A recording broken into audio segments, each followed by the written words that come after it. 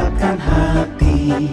Negeri ini memanggilmu kawan, belajar bergerak berbagi untuk negeri.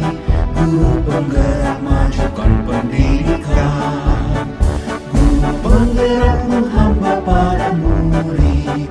Kreatif rancang pembelajaran, hargai potensi, tingkatkan prestasi, lahirkan profil pelajar Pancasila. Belajar bergerak berbagi untuk negeri, kita menjalin kolaborasi. Belajar bergerak berbagi untuk negeri demi bakti pada. Assalamualaikum warahmatullahi wabarakatuh.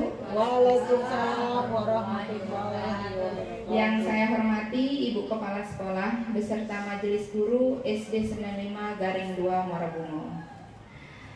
Puji syukur atas kehadirat Allah Subhanahu wa taala di mana Dia telah mengizinkan kita untuk berkumpul dalam acara sosialisasi budaya positif yang diselenggarakan pada hari ini, hari Rabu, tanggal 31 Agustus 2022.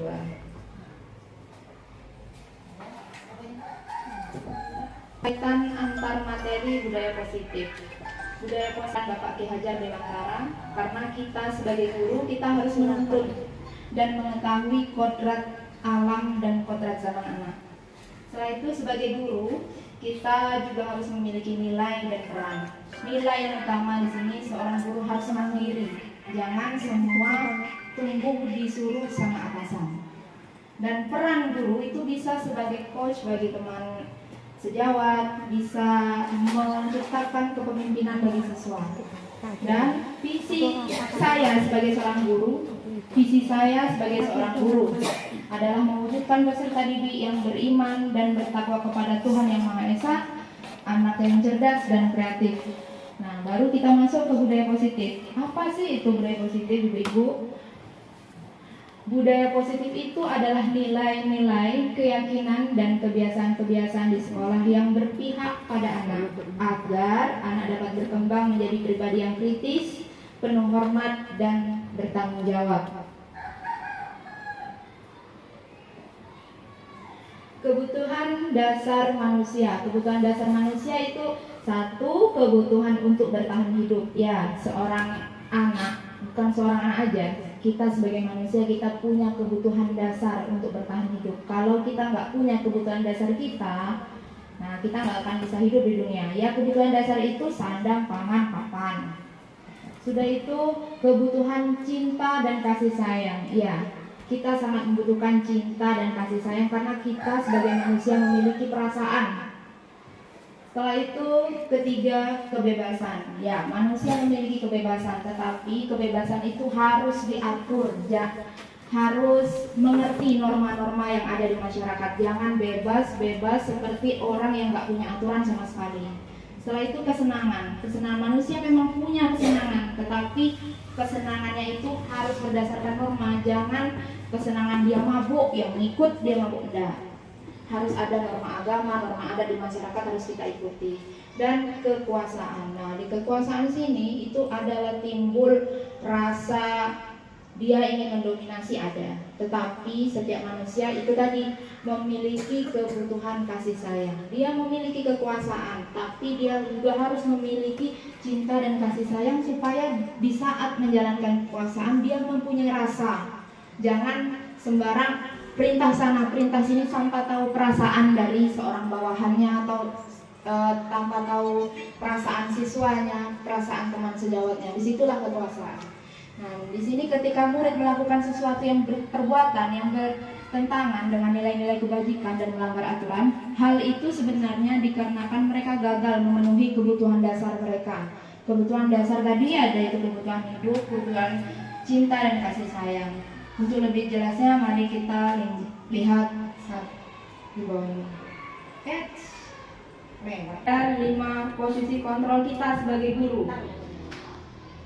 5 posisi kontrol guru itu ada penghukum, pembuat merasa bersalah, teman, pemantau, dan manajer. Sebagai guru kita jangan ada di posisi penghukum.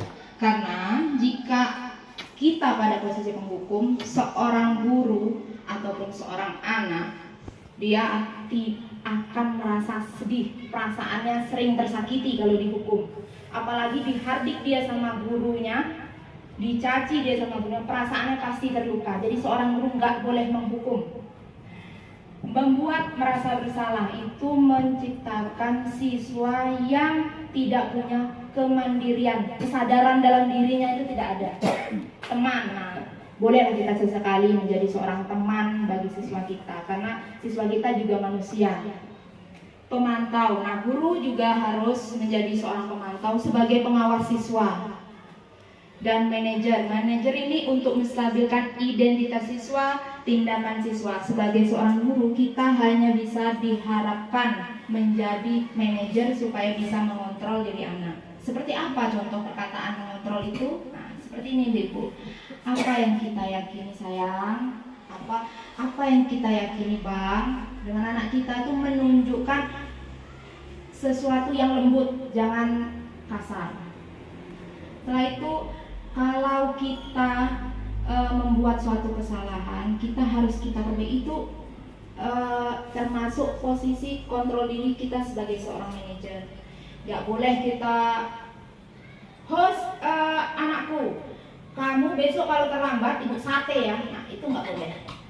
Kita harus menciptakan kata-kata yang halus. Jangan menghukum, karena menghukum itu tidak akan menciptakan kesadaran pada anak.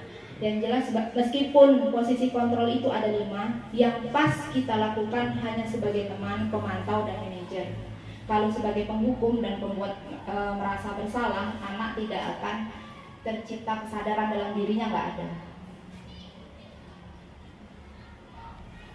Segitiga restitusi ini adalah langkah kita supaya tercipta kesadaran bagi anak itu.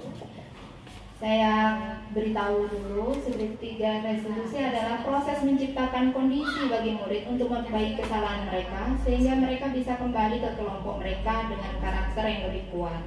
Dalam segitiga restitusi, kita harus membuat kesepakatan kelas. Kesepakatan tersebut dilaksanakan secara bersama-sama dengan siswa. Membuat siswa aktif di dalam kelas, apa sih mau mereka. Di saat sudah dibuat kesepakatan kelas, seorang guru dan siswa harus mengikuti kesepakatan yang ada di kelas. Bukan cuma siswanya yang mengikuti kesepakatan, gurunya juga. Seandainya di situ guru disiplin waktu, kita harus mencontohkan dalam diri kita dulu. Kita disiplin waktu enggak? Untuk menciptakan kesepakatan kita disiplin waktu dulu. Nanti siswa akan mengikuti kita juga dengan disiplin waktu. Masalahnya anak kecil itu mencontoh. Seandainya dia tidak tergerak, dia pasti bisa mencontoh. Kesadaran dia belum mulai ada, bisa dengan mencontoh.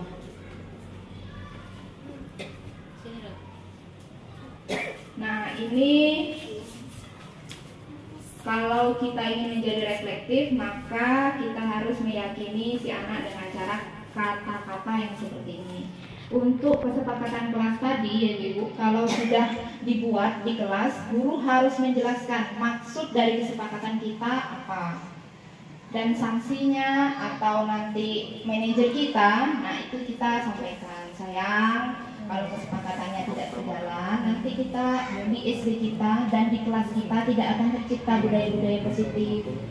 Inilah contoh kalimat supaya kita sebagai manajer bisa menyadarkan anak. Misalnya, berbuat salah itu tidak apa-apa.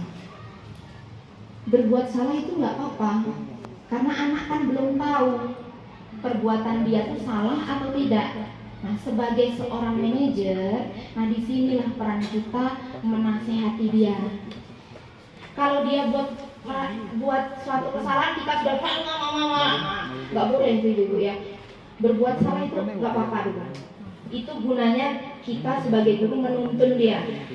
Setelah itu, saya juga pernah melakukan kesalahan itu. Ya, sebagai seorang guru, apabila anak itu bandel setengah mati, kita buat, Ibu juga pernah melakukan kesalahan seperti itu. Tetapi kita harus tahu konsekuensi dengan kesalahan kita itu apa. Nah, setelah itu kita bisa menyelesaikan bersama anak tersebut. Setelah itu bapak atau ibu tidak tertarik mencari siapa yang salah, tapi bapak dan ibu mencari solusi dalam permasalahan. Ya, sebagai seorang guru kita jangan mencari apa sih salah dia, apa sih yang dia kurang ajarin, jangan dulu. Kita harus cari apa solusinya, ngapa dia seperti ini. Kan kita tahu anak itu bukan dari kelas kita aja, dia pasti kita sudah berbicara dengan wali kelas sebelumnya, permasalahan anak itu apa, sudah kita yakini. Pertama kita masuk ke kelas kita harus mencari tahu dulu anak kita itu seperti apa waktu di kelas sebelumnya. Dan di kelas yang kita sudah tatar sekarang, nah disitulah anak-anak kita tuntun, kita sesuaikan kodrat zaman dan kodrat anak dia. Solusi permasalahan, iya, kita sebagai guru harus mencari solusi permasalahan itu. Kamu berhak merasa seperti itu, ya.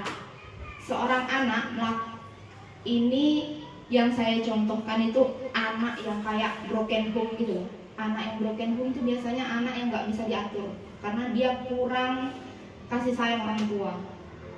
Jadi dia apa yang dia lakukan itu hak dia biasanya.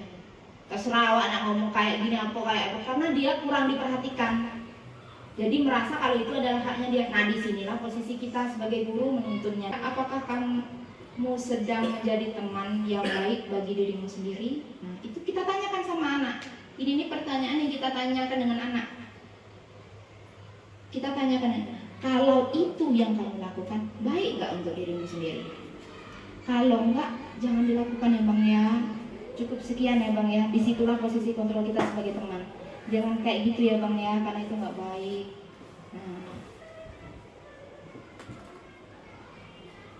Nah ini contoh video saya membuat kesepakatan kelas. Nah, nggak dengar ya suaranya Bu Ibu ya?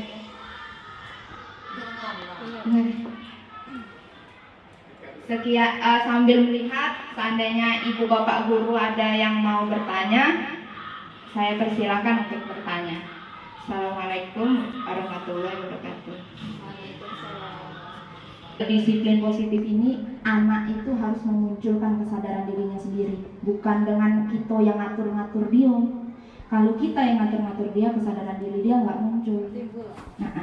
Itulah posisi kita sebagai manajer. Kalau ada yang bertanya lagi, Ibu. Ya, Bu. Baiklah. Assalamualaikum warahmatullahi wabarakatuh. Waalaikumsalam warahmatullahi wabarakatuh. Mungkin pertanyaan saya ada kaitannya berbuat salah tidak apa-apa. Ini suatu temuan masalah di kelas yang saya alami sekarang ini tentunya ya. Sudah 2 bulan kita pembelajaran berlangsung, tetapi anak itu tetap berbuat salah, tapi hanya anak-anak itu saja. Jadi seakan-akan anak itu tidak, ya menurut pandangan saya tidak mau berubah. Iya, karena dia menganggap kesalahan dia itu tidak apa-apa. Karena makanya dia tidak berubah. Nah, jadi untuk pembelajaran yang maksudnya untuk sesuai dengan modul ini, bagaimana Bu untuk kiatnya, bagaimana anak itu supaya biar berubah. Bahkan sampai 3 kali, 4 kali dia melakukan kesalahan yang sama, tetapi dia tidak merasa bersalah, bahkan kata ibu tadi cuek. Nah, itu yang jadi permasalahan sekarang, untuk menyadarkan anak yang semacam itu tuh bagaimana langkah-langkah kita sebagai pendidik terhadap peserta didik. Yang pertama kita lakukan sebagai seorang pendidik, apabila di dalam diri anak tidak menyadari kesalahannya, yang pertama kita lakukan, kita mencari tahu apa sebenarnya yang dimau dia. Setelah kita cari tahu, kita nasihati, belum juga mau, kita harus bisa berkolaborasi dengan teman sejawat. Dengan teman sejawat kita bimbing anak tersebut. Setelah dengan teman sejawat, baru kita berkolaborasi dengan orang tuanya. Setelah berkolaborasi dengan orang tua, kita tahu masalah dia yang dia pinginin ini sebenarnya ada di sekolah atau atau bersumber dari rumah. Jadi kita harus berkolaborasi juga dengan orang tua. Setelah berkolaborasi dengan orang tua, susah juga untuk mendidik anak tersebut. Disitulah ada peran kepala sekolah. Nah, di kepala sekolah kita berkumpul bersama, berembuk bersama. Kita tanya kepada anak itu, maunya apa bang? Kenapa mesti diulang-ulang lagi? Di hadapan orang tuanya dan di hadapan kita sebagai wali kelasnya. Terakhir itu, masalah tersebut harus dengan kepala sekolah. Pertama kita cari solusi dulu sendiri. Tidak bisa, di situ peran teman sejawat kita ya, teman-teman guru kita yang kita percaya.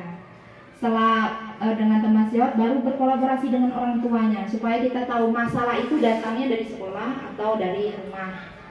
Gak bisa juga anak itu mungkin dia ada merasa sedikit kalau saya sudah dipanggil kepala sekolah kan agak-agak ngeri gitu loh ya. Nah mungkin di saat itu dia ada agak-agak sadar misalnya. Kalau sudah di langkah terakhir kepala sekolah, berarti solusi itu pasti dapat, insya Allah gitu ya. Karena waktu menyelesaikan di depan kepala sekolah, di situ ada kita sebagai wali kelas dan ada orang tuanya. Sekian jawaban saya Bu.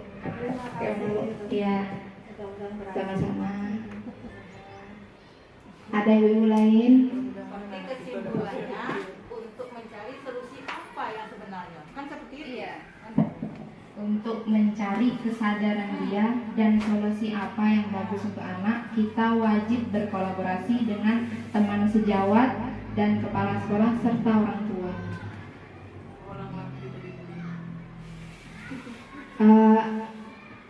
Apakah ada Bapak Ibu yang mau bertanya kembali? Nah, berhubung nggak ada yang mau bertanya kembali, saya akhiri. Wassalamualaikum warahmatullahi wabarakatuh. Waalaikumsalam warahmatullahi wabarakatuh.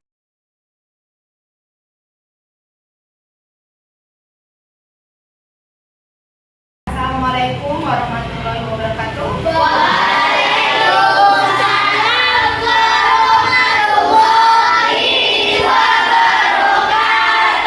Supaya semangat kita tepuk sukses dulu. Tepuk sukses. Di hari itu ada cinta. Di mulutku ada doa. Di tanganku ada karya. Sukses, sukses, yes. Anak-anak ibu, hari ini ibu ingin bersama kalian kita berkolaborasi membuat kesepakatan kelas supaya di kelas kita dan kita budaya positif. Nah, nanti yang kamu tulis, yang kamu inginkan, kamu tulis di sini supaya ibu tahu kesepakatan apa yang kalian mau di kelas ini ya. Ini bagi dulu ya.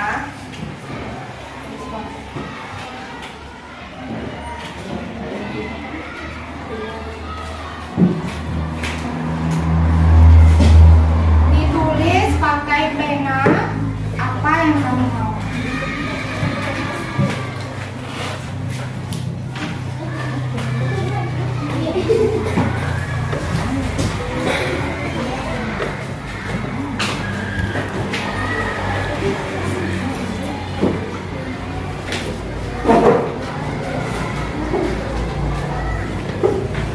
Tulis pakai pena ya bang.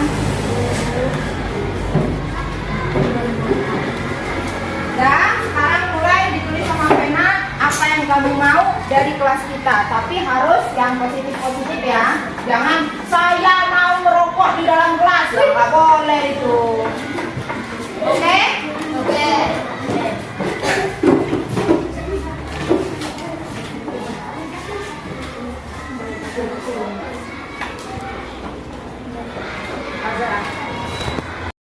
Anak-anak ibu sudah semuanya? Sudah. Sekarang coba kelompok 1 maju ke depan ditempelkan apa yang kepingin dia terapkan di kelas. Berdiri.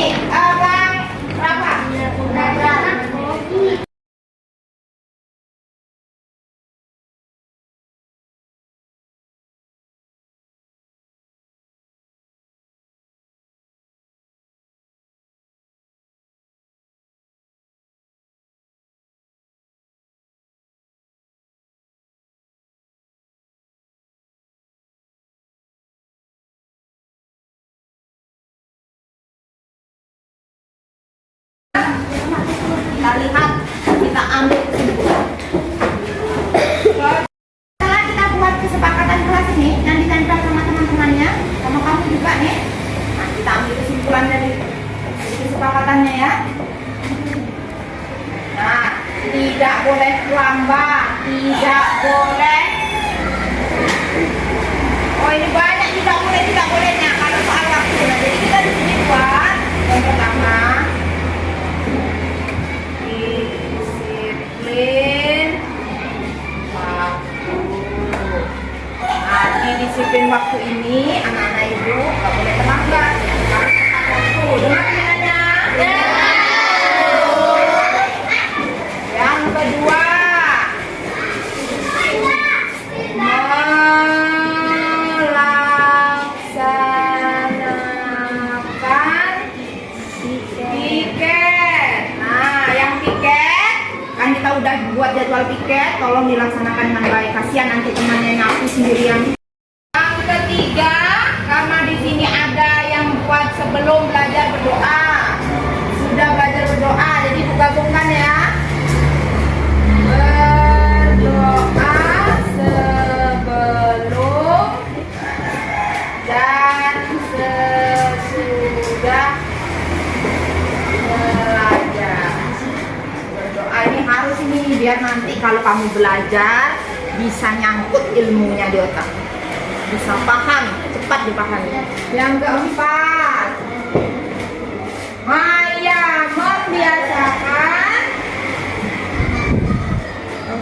membiasakan apa? 5S. Apa 5S itu? Senyum, sapa, sopan, santun. Senyum, sapa, salam, sopan, santun. Sopan santunnya bukan cuma sama ibu aja, tapi sama ibu-ibu yang lain, sama bapak guru yang lain, sama teman-temannya juga kayak gitu. Dengar? Yang kelima, berpakaian rapi. Nah, karena kamu anak sekolah, jadi kalau ke sekolah harus berpakaian yang rapi. Bajunya dimasukkan, pakai ikat pinggang. Dengar? Dengar, Bu. Yang keenam, menjaga kebersihan. Nah, menjaga kebersihan itu dulu ini. Nah, siapa tadi yang menjaga kebersihan? Nah, yang pintar. Kita harus menjaga kebersihan supaya kelas kita terhindar dari penyakit, supaya kelas kita cantik, supaya sekolah kita juga cantik kalau kamu menjaga kebersihan ya. Yang ketujuh, ya mendengarkan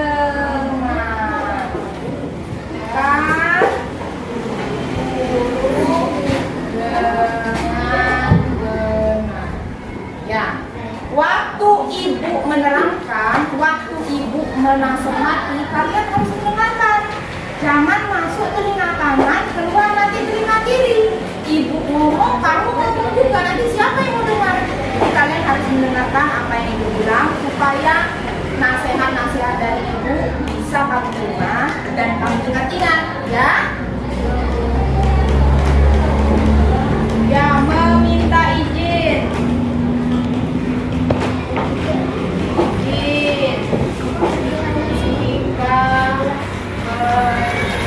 Nah, ini meminta izin jika pergi yang dituliskan sama temannya betul sekali. Karena kenapa? Kalau kita meminta izin, jadi ibu tahu kamu mau perginya kemana. Apa minta izin sakit, jadi ibu tahu kamu sakit. Waktu belajar kamu mau ke kamar mandi, kamu minta izin juga, Bu, saya mau ke kamar mandi, Bu, misi ya Bu ya. Ya, kita harus minta izin, jangan masuklah, keluar. Nah, itu namanya nggak sopan. Dengar telinganya anak ibu? Dengar, Bu. Berarti kesepakatan ini yang kamu buat harus kamu kerjakan. Kalau tidak dikerjakan, ini bisa bahaya. bisa menimbulkan budaya-budaya yang negatif, jadi nilai-nilai yang negatif. Jadi kita sebagai anak sekolah harus mempunyai nilai-nilai yang positif dengan mematuhi kesepakatan kelas yang kita buat, karena kesepakatan kelas yang kita buat ini sangat bagus sekali. Tepuk tangan untuk anak-anak ibu. Kita sepakatin ya kesepakatannya ya. Nah, ibu akhiri. Assalamualaikum warahmatullahi wabarakatuh. Hati negeri ini memanggil kawan, belajar bergerak berbagi untuk negeri. Assalamualaikum warahmatullahi wabarakatuh. Perkenalkan, saya Alvin kelas 6B dan wali kelas saya adalah Bulia. Saya merasa senang dalam membuat kesepakatan kelas bersama-sama teman-teman, karena dengan adanya kesepakatan kelas saya belajar nilai yang positif. Saya akan mematuhi kesepakatan kelas tersebut agar saya menjadi siswa yang memiliki budaya positif. Wassalamualaikum warahmatullahi wabarakatuh. Assalamualaikum warahmatullahi wabarakatuh. Saya Salsa kelas 6B dan wali kelas saya adalah Bulia. Saya senang telah membuat kesepakatan kelas bersama teman-teman, karena kesepakatan kelas saya belajar nilai-nilai positif. Saya akan mematuhi kesepakatan kelas yang telah dibuat. Saya akan menjadi siswa yang memiliki budaya positif. Wassalamualaikum warahmatullahi wabarakatuh.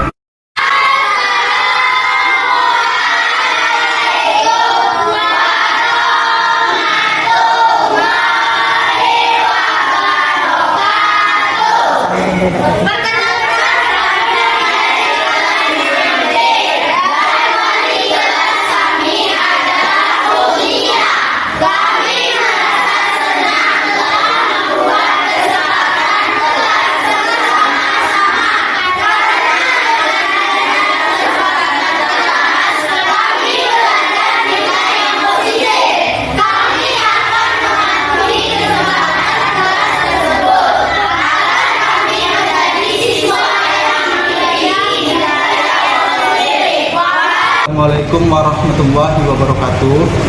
Saya Muhammad Azmi, teman dari Ibu Lia. Saya memberikan apresiasi yang bagus kepada Ibu Lia terkait budaya positif yang sudah diterapkan dengan membuat kesepakatan kelas. Saya sebagai teman ingin menerapkan juga kesepakatan kelas yang Ibu Lia buat. Sukses selalu Ibu Lia. Assalamualaikum warahmatullahi wabarakatuh.